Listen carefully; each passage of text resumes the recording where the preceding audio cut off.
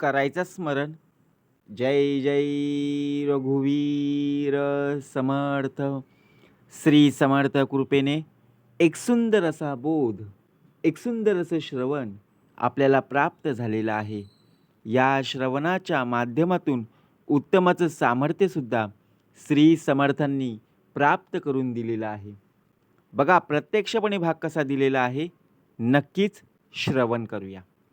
समर्थ म्हणाले, काही शब्द बघा प्रत्यक्ष जर पाहायला गेलो, एखाद्या वेळेला आपल्या जिभेमध्ये चालत नाही. का भाग द्यावा लागला? आपलेच दात आणि आपलेच ओठ.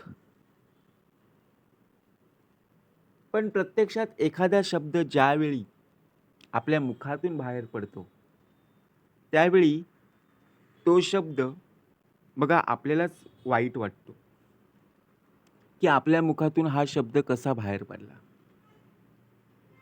कारण कुठेतरी आपण ऐकलेला असतो आणि तो शब्द बघा आपल्या मुखातून बाहेर पडत असतो. तपासून घ्या. शब्दांना उच्चारण्याआधी,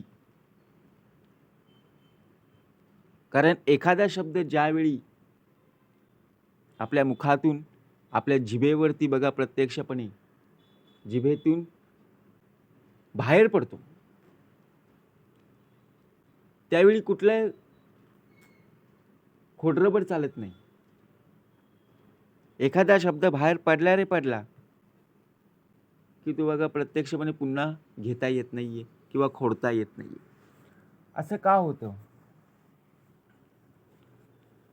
कारण त्या शब्दामुळे समोरच्या व्यक्तीचं मन दुखावलं जातं. बरोबर ना? आज जर पाहायला गेलो, चांगले विचार असतील तर आपल्या अंतरी पेरता आले पाहिजे. परंतु एखाद्या व्यक्तीला गर्व असतो, एखाद्या व्यक्तीचा सन्मान प्राप्त झाल्यावर बघा ज्याला गर्व होतो, अभिमान वाढत जातो.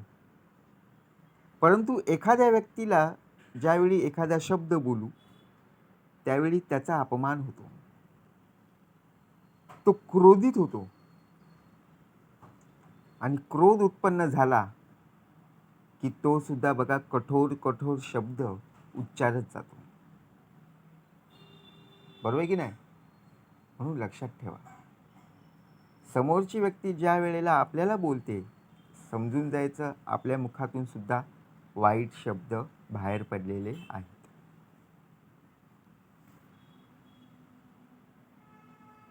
आणि विचार करा आणि मगच निर्णय घ्या. एखादा शब्द बोलण्याआधी 100 वेळा विचार करा. एखादं वाक्य बोलायचं आहे, ते वाक्य बोलत असताना बघा एखादा शब्द चुकीचा तर नाही ना, हे प्रथमतः पहा. बोलल्यानंतर 100 वेळा विचार करत बसू नका. कारण तुम्हाला जे योग्य वाटते तेच करा. कारण स्वतःला ओळखणं या कलियुगामध्ये फार गरजेचं आहे. दुसऱ्यांनी ओळखून उपयोगाचं नाहीये. स्वतःहून स्वतःला ओळखता आलं पाहिजे. काय खरं, काय खोटं, काय चांगलं, काय वाईट. ज्ञानाला ज्ञानत्व येण्यासाठी शब्दांना शरण जावं लागतं. ज्ञान सहजासहजी मिळत नाही. त्यासाठी शब्द फार महत्त्वाचे असतात. एखाद्या व्यक्तीला ज्ञान द्यायचंय, परंतु ज्ञानाचे शब्द हे चांगले असावेत ना. जर एखाद्या व्यक्तीला आपण वाईट बोलत असू, तर ती व्यक्ती बघा प्रत्यक्षात ते शब्द त्या व्यक्तीच्या मनाला लागतील आणि ते शब्द ती व्यक्ती बघा मनावर घेईल, की मला हे शब्द बोलून का माझा अपमान करत आहे, का मला बघा प्रत्यक्षपणे क्रोधित करत आहे. प्रयत्न करा. तुम्ही सुद्धा शोधत राहा.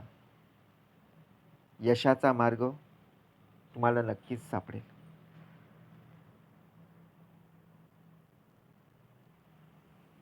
आज जर पाहायला गेलो, आपण आपले कर्म चांगले करत नाही. कर्म चांगले कर, लोक चांगले बोलतील. परंतु ज्या ज्या वेळेला तू वाईट कर्म करशील, त्या त्या वेळेला सुद्धा वाईटच बोलणार आहेत. बरोबर की नाही? म्हणून समजून जा. आणि ज्या वेळेला बघा,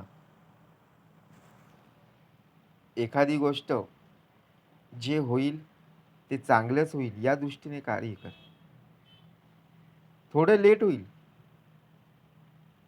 पण सर्वात बेस्ट होईल. आपण घाबरतो. कर्म करत असताना निस्वार्थतेने काम करता आलं पाहिजे. कारण या दुनियेमध्ये आपण नशिबाला बघा जास्त किंमत देत असतो, परंतु नशीब नावाची गोष्टच नाहीये. हे ज्याला कळलंय ना, तोच नशीबवान आहे. कारण का, नशिबापेक्षा तो कर्माला भर देतो. कर्मामध्ये ज्या वेळेला भर देईल, त्यावेळी त्याचं नशीब सुद्धा चमकेल ना. पण फक्त आपण नशिबालाच बघा मान सन्मान द्यायचा, परंतु कर्म जर आपण वाईट करत असो किंवा कर्मच करत नसू, मग नशीब कसं चमकेल? एखाद्या व्यक्तीशी बघा आपण संघर्ष करत राहिलो, आपले जुने वाद बघा बघा प्रत्यक्षपणे पुन्हा पुन्हा आपण नव्याने सुरुवात करायला लागलो, त्यातून काय प्राप्त होईल? तेच वाईट शब्द, आपला राग, मत्सर सर्व बाहेर पडेल. असं होता कामा नये. चेहऱ्यावर आनंद दाखवायचा आणि पाठीमागून बघा प्रत्यक्षपणे वाईट शब्द बोलायचे. असं होता कामा नये. चेहऱ्यावर हसू दाखवायचं आणि पाठीमागून त्यांना रडवायचं.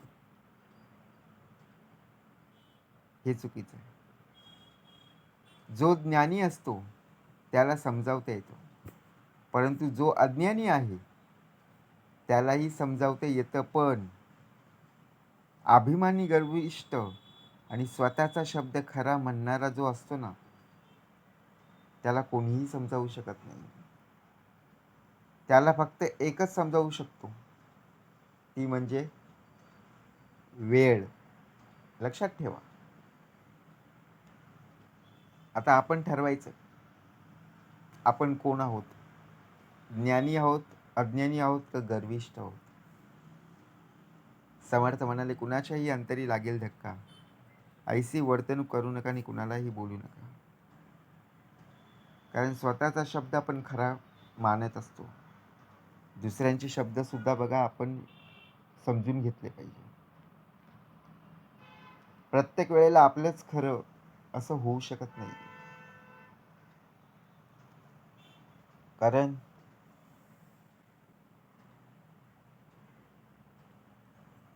आत्ताच्या वेळेला बघा, एखादी व्यक्ती आपल्याला सहजतेने बोलून जाते. ती व्यक्ती का बोलून गेली हे आपण पाहत नाही. फक्त बोललेले शब्द आपण फक्त लक्षात ठेवतो. जीवनात अशी सुद्धा वेळ येते की आपण संकटात सापडलात ना, तो लोकांना बघा तुम्हाला मदत करायची इच्छा होते, पण तुमचा स्वभाव आणि वागण्याची पद्धत यामुळे लोक तुम्हाला मदत करू शकत नाही. आपला स्वभाव आणि आपली वागण्याची पद्धत ही जर पाहायला गेलो तर लोकांना आवडत नाही. पद्धत चुकीची वाटते. परंतु एखादी व्यक्ती ज्यावेळी संकटात सापडली त्यांना मदत करायची तुम्हाला इच्छा होते. कोणी तुम्हाला दुःख देत असेल ना, आयुष्यात कधी नाराज होऊ नका हो. कारण बघा, लक्षात ठेवायचं, समुद्रामध्ये जेव्हा आपण कचरा टाकतो ना, तो कचरा समुद्र कधी घेत नाहीये, तो किनाऱ्यावर सोडून देतो. मग तसंच आपलं मन आहे. कोणी एखादी व्यक्ती ज्या वेळेला बोलत असेल, त्या व्यक्तीचे शब्द मनावर घ्यायचे नाहीयेत. ते सुद्धा आपल्याला किनाऱ्यावर ढकलून देता आले पाहिजे. त्याचा विचारच न करता बघा प्रत्यक्षपणे आपण पुढे निघून गेलो पाहिजे. हेच तर रहस्य आहे. हेच समजायला बघा प्रत्यक्षपणे उशीर लागत आहे. आपल्याला सवय असते.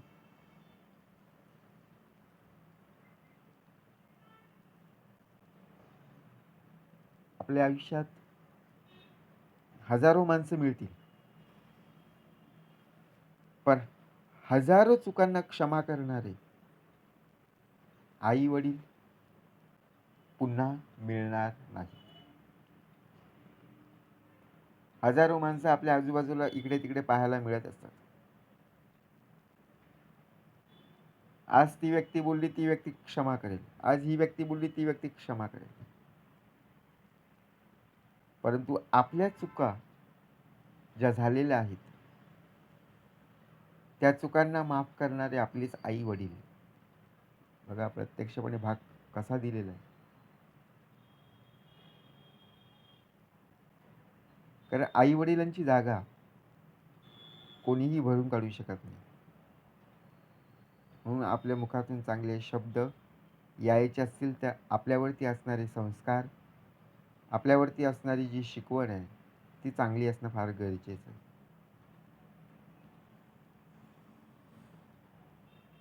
बघा प्रत्यक्षात आपल्या मनामध्ये श्रद्धा हवी, भक्ती हवी, शक्ती हवी आणि सर्वात महत्त्वाची म्हणजे नाती हवी.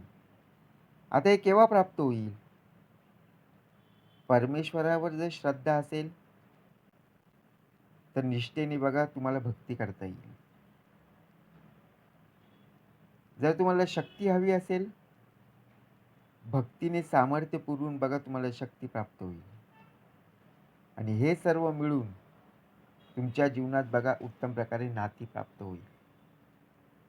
हेच संपूर्णपणे गणित आहे. हीच खरी आयुष्याची पद्धत आहे. हीच समजून घ्यायला हवी.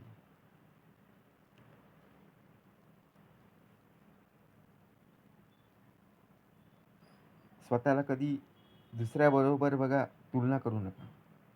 आपल्याला लय सवय असते हो, तुम्ही खूप छान आहात आणि हे सत्य कोणीही बदलू शकत नाही. कारण का त्यांच्याकडे बघा असणारी ती गोष्ट असेल, एखादी वस्तू असेल ती आपल्याला मिळावी म्हणून आपण कंपेअर करत असतो, तुलना करत असतो. तुलना करायला जाऊ नका. तुम्ही स्वतःहून कमी पडाल. मग ज्या वेळेला तुम्हाला कमीपणा वाटेल त्यावेळी बघा तुमच्यामध्येच क्रोध, मत्सर सर्व प्रकारे उफाळून निघेल.